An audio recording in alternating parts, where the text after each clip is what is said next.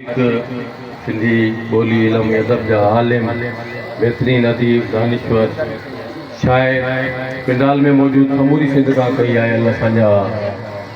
बेहतरीन अदबी सफ़र जा साथी जीए सिंधी बोली सब खां पहिरीं तव्हां टिखड़ पब्लिकेशन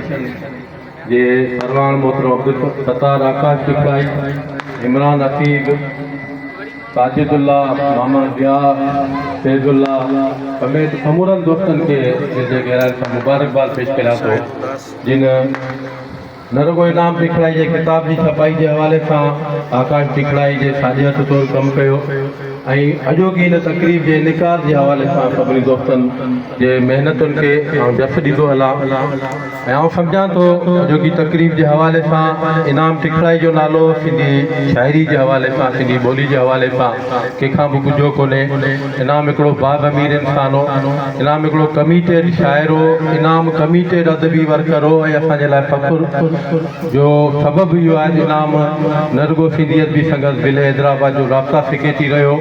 सिंधी अदबी संगत शाख चंदो मोहम्मद खान जे मुख़्तलिफ़ उहिदनि ते उन इंतहाई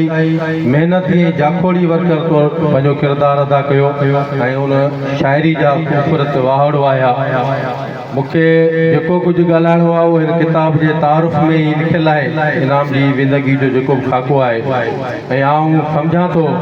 त इनाम टिखड़ाई असां खां विछड़ियो ज़रूरु आहे पर असां खां विसरियो कोन्हे ऐं टिखड़ जी हिन इल्मी अदबी सरज़मीन ते अॼु असां सभिनी गॾिजी इनाम खे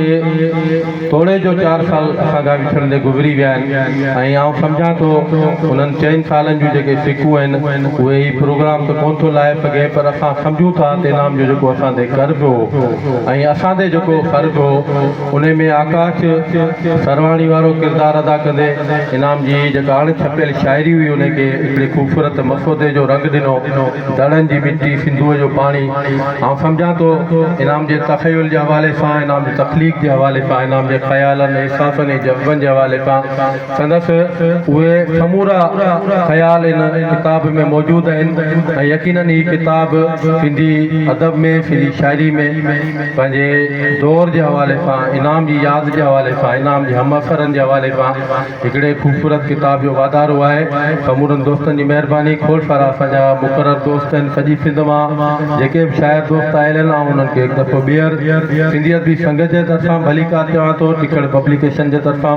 दिलि जे गहराइनि सां भलीकार चऊं था। हिन खां पोइ असांजे मुशाइरे जी नशिस्त आहे ऐं मोहरत जी नशिस्त खां पोइ मुशाइरो शुरू थींदो। सॼी सिंध मां जेके शाइर दोस्त आया आहिनि के दोस्त इनाम खे यादि कंदा, के मुशाइरे में पंहिंजे तख़लीक़ी जोहर खे जरकाईंदा। तव्हां सभिनी दोस्तनि जी महिरबानी। जीए सिंध, जीए सिंधी ॿोली।